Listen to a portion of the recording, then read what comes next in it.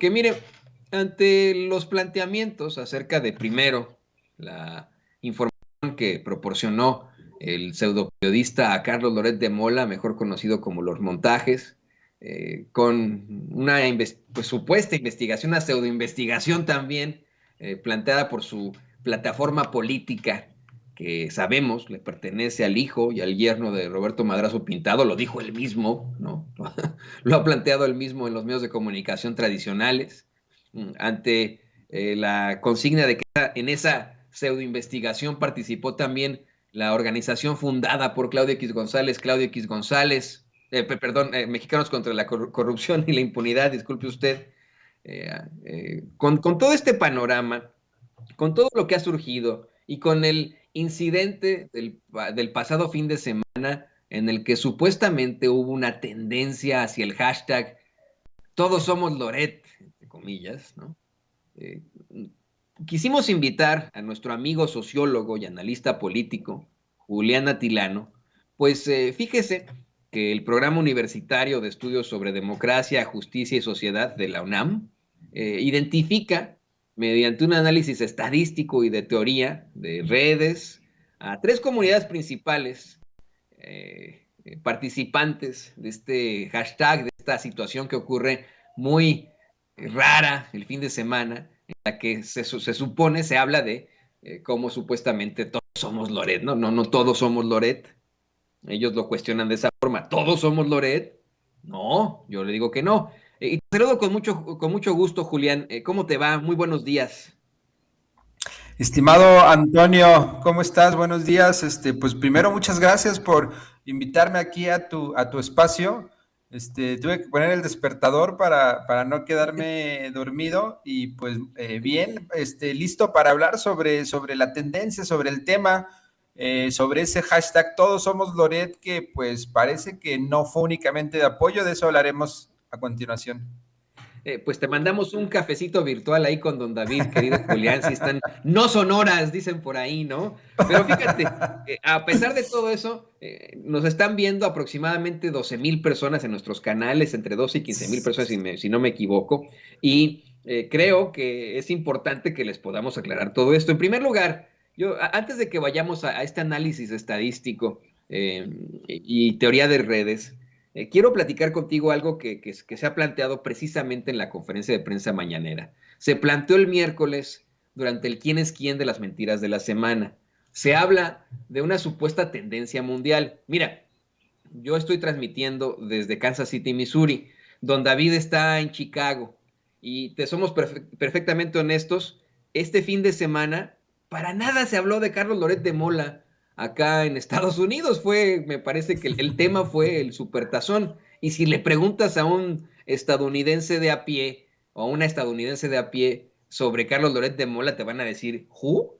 Hemos hecho pues el ejercicio de preguntar en nuestros chats a los mexicanos y mexicanas que nos ven en varios puntos del planeta, si en sus países, en los países donde se encuentran, también se dio un gran revuelo a todo esto, porque se señala este fin de semana que el hashtag y la tendencia Todos Somos Loret fue tendencia mundial. ¿Cómo podrían sostener este tipo de situaciones, querido Julián? Mira, sí es muy interesante lo que preguntas, porque justo la idea de hacer este tipo de estudios y análisis de manera pues científica es empezar a mostrar realmente lo que está sucediendo. Mira, la herramienta del Space, para quienes no conozcan, aquí de la gran familia de Sin Censura, pues es una nueva herramienta en Twitter en donde algún usuario la puede crear y entonces te aparece una notificación si tú sigues a esa persona, como para que veas que ahí está. Es como una sala de chat, pensémoslo así, y en donde se puede ir como acercando los usuarios. Esta herramienta, al menos en México, todavía no ha sido como tan exitosa. Las propias plataformas como Twitter a veces ponen algo, después lo quitan. En algún momento tenían una herramienta para poder hablar y decir cosas, no funcionó muy bien, la quitaron. Y a nivel global más o menos es lo mismo, es decir, no han tenido tanto éxito. Entonces, con un número no tan amplio, pues ya se convierten en tendencias mundiales, tendencias globales.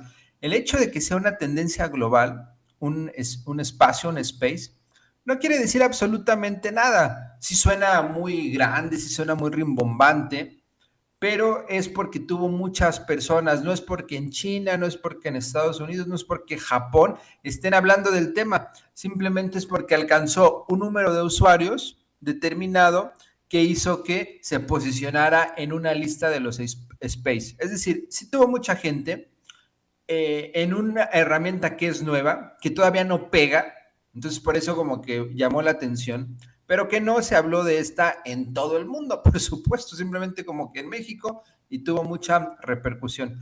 Aquí el punto es empezar a desentrañar y analizar a profundidad. Mucha gente, como te digo, apenas va pegando esa herramienta que es el Space. Cuando empiezan a ver en México que hay personajes como Margarita Zavala, como Claudio X González, como panistas, pues empezaron a meter a ver qué estaba pasando.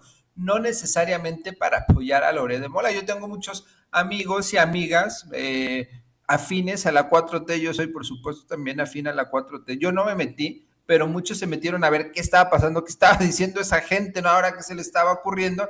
Y entonces, propios y extraños ayudaron a levantar ese space. Además que hay identificación de que pues había cuentas pues de reciente creación, es decir, ese mismo día se crearon para entrar, cuentas que llevaban pocos días y entraron, utilizaron también el hashtag Todos Somos Loret. Entonces, ese tipo de cosas, cuentas de reciente creación, pues nos invitan a pensar, sugieren que definitivamente también se buscó inflar. Entonces, había propios y extraños, es decir, gente pro Loret y gente en contra que entraron a ver qué estaba pasando, y comportamientos de cuentas de reciente creación que pues nos invitan a pensar que se buscó inflar. Eso es un hecho, ¿eh? Qué bueno que lo planteas, ya con datos, vamos, con un método científico en todo caso, que se puede hacer este tipo de planteamientos. Y también hablando de la lógica, querido Julián, es algo que verdaderamente falta mucho en la política mexicana, en nuestras discusiones. Un mero silogismo, si esto es esto, pues también es esto, ¿no? Creo que esa es la gran problemática de los planteamientos que hacen en los medios de comunicación tradicionales.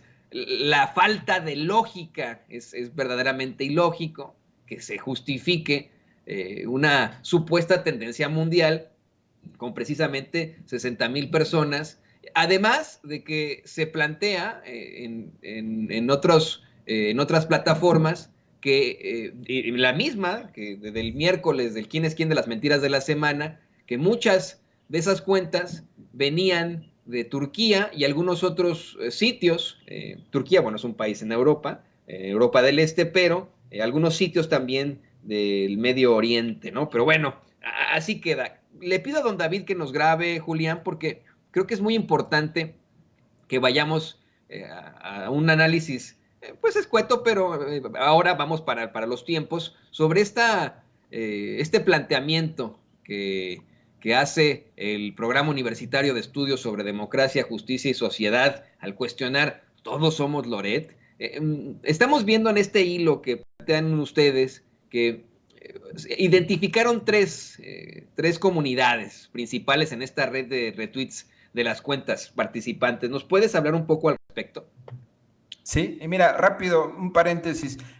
Existe una industria de compra de cuentas, una industria de compra de, llamémoslo así, de bots, que se puede hacer. Entonces, cuando de repente ven que hay cuentas de Turquía o de otros países, pensemos también que se pueden comprar cuentas para movilizar. Es como si hubiese un tipo de acarreo digital, ¿no? Entonces, sí hay una cuestión ahí presente. Sobre el estudio que hicimos en el Tlatelolco Lab del PUEX, efectivamente identificamos tres principales tendencias que utilizaron el hashtag Todos Somos Loret. Y las identificamos a partir del nodo más grande, es decir, de la cuenta difusora, la cuenta como con mayor capacidad de influencia. En la primera de ellas está Javier Lozano, está Raimundo Rivapalacio, está Fernanda Familiar, y entonces este grupo de personas que lo que los une es que se retuitean entre ellos, pues lo que identificamos es que la narrativa que impulsaron es apoyar a Loret de Mola, pero también golpear al presidente, ¿no?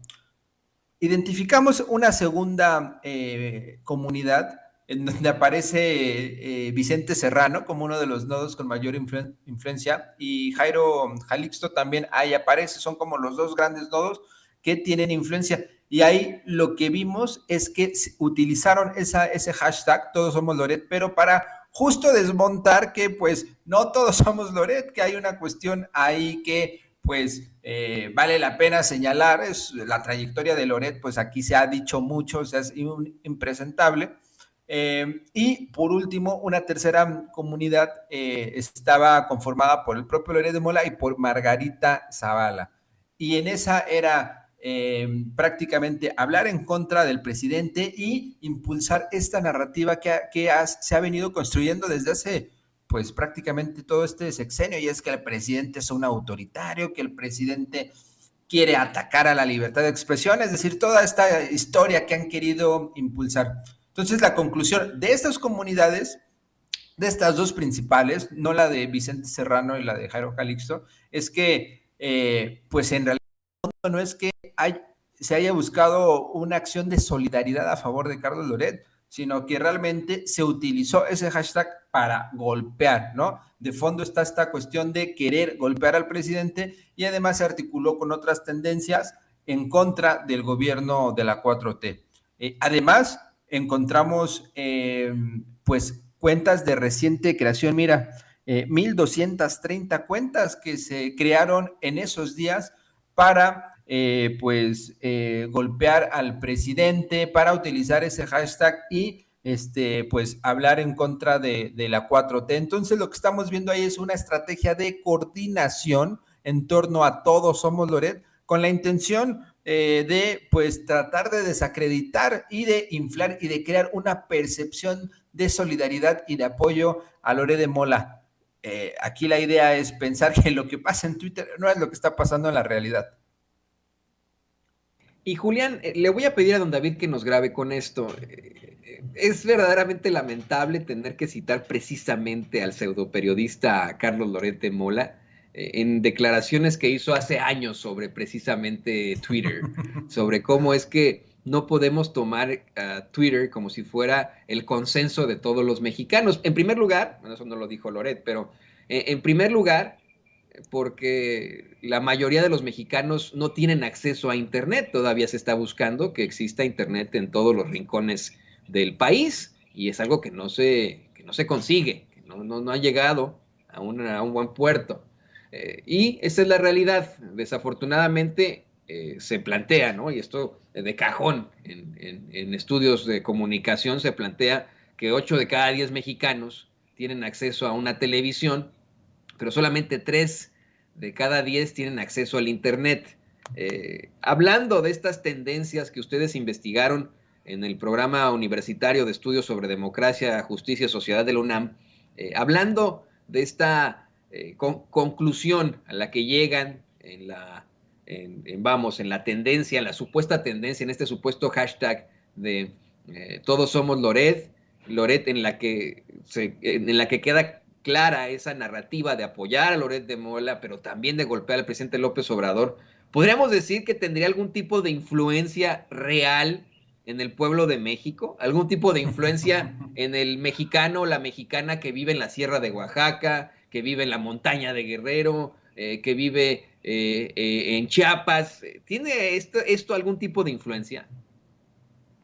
No, de ninguna manera. Mira, una acotación. Es un poco más de personas que tienen acceso a Internet, 85 millones, pero justo eso muestra el contraste, porque Twitter es una red de nicho, es una red donde principalmente está el círculo rojo, la gente hiperpolitizada, y en Twitter hay un sesgo, es decir, está inclinado hacia la derecha. La propia plataforma así lo ha reconocido, y entonces por eso a veces pareciera que en Twitter, pues, el país está polarizado, que en Twitter pues todo el mundo odia a López Obrador, pero pues podríamos decir que es una cuestión que no representa a la totalidad del mexicano, pero aunque haya muchas personas usando Internet en Twitter, es una red que no está posicionada en los primeros lugares, es decir, es una red marginal.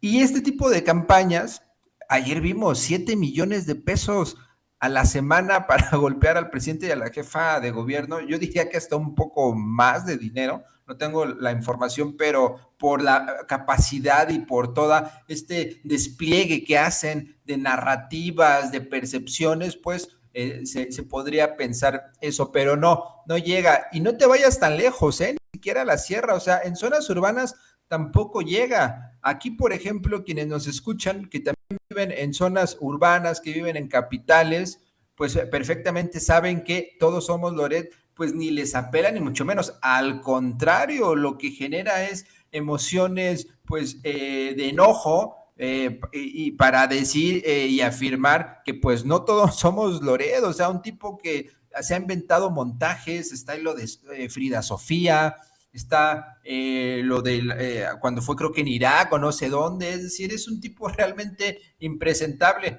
que yo diría que pues no tiene el título, o sea, o no tiene la trayectoria para llamarle periodista. Para mí es un comunicador y pues aquí ya estamos en confianza, hasta diría un mercenario de la información. Y puedes decir grosería si quieres, ¿eh? No te limites, querido Julián, este espacio también es tuyo. Vamos a cerrar precisamente con eso, y le pido a don David que nos grabe ya con esto para hacer la conclusión. Eh, Hablar de eso que plantean en el periódico La Jornada. 7 millones de pesos a la semana para financiar una campaña de bots, de trolls, que estén constantemente atacando al presidente López Obrador, a la jefa de gobierno de la Ciudad de México Claudia Sheinbaum, y para enfrentarse a pues, personas que consideren afines a la Cuarta Transformación. ¿Cómo podría el usuario normal, común y corriente, un usuario sí orgánico, poder, enfrentar este tipo de ataques? ¿Cuál sería la estrategia desde la sociología, desde el análisis político, Julián, para pues concientizar a la gente para que no se vayan con la finta de que de pronto son más los que están en contra, cuando en realidad pues ni siquiera existen, son inorgánicos? Excelente pregunta, Antonio. Mira, la principal actividad que tendría que estar haciendo las personas que nos están escuchando es, primero, informarse, estar atentos a lo que se informa en medios alternativos como es Sin Censura, participar políticamente. La participación política te tira cualquier tipo de estrategias de desinformación, porque lo que estamos viendo son estrategias de desinformación, coordinación automatizada también de cuentas y un despilfarro de dinero. Entonces es participación política de quien nos escucha. Si no tienen Twitter, abran su cuenta de Twitter, vean lo que ahí sucede, participen, porque lo que estamos viendo ahí, al menos en esa plataforma, es que hay quienes les interesa mucho tratar de construir una percepción contraria a lo que está pasando. Por favor, en un momento en donde el presidente tiene 60, 65, hasta 70% de aprobación según las encuestas, pues definitivamente esa idea de que el presidente es un autoritario, de que el presidente está en contra de la libertad de expresión, como se hace creer en Twitter, pues no es nada más que algo ajeno a la realidad. Entonces, concluyo, que participen, que se informen, que compartan este tipo de videos a sus redes de amistades y que si ven que está circulando una noticia falsa y no están seguros de si es o no, vayan a verificar y denuncien. Queremos agradecer, querido Julián Tilano, sociólogo y analista político, miembro de, pues vamos, un ahora baluarte de nuestra democracia y verdad, de nuestra justicia, el programa universitario de estudios sobre democracia, justicia y sociedad del UNAM. Por favor, compártenos tus redes sociales. Obviamente la gente está muy pendiente de lo que tú planteas en precisamente Twitter, en tus espacios. es importantísimo que nos mantengamos en esa línea, en la línea de informarnos, de participar políticamente y de compartir la verdad con justicia, querido Julián. Pues primero, muchas gracias por la invitación, Antonio. Para mí realmente es un honor, y lo digo con toda honestidad, de estar en este gran espacio con la familia de Sin Censura. Me pueden seguir en Twitter en @JulianAtilano y que sigan también las redes del PUEDS, es PUEDJS, PUEDS. También ahí ya acabamos de sacar un programa para justo hablar sobre este tipo de temas de redes sociales, política, coyuntura, que es Señal Tlatelolco. Y pues nada, estamos a la orden. Muchísimas gracias. Por favor, usted siga a Julián Atilano, @JulianAtilano, ahí en Twitter. Gracias a nuestro querido amigo sociólogo y analista político aquí en Sin Censura. Y bueno, mire,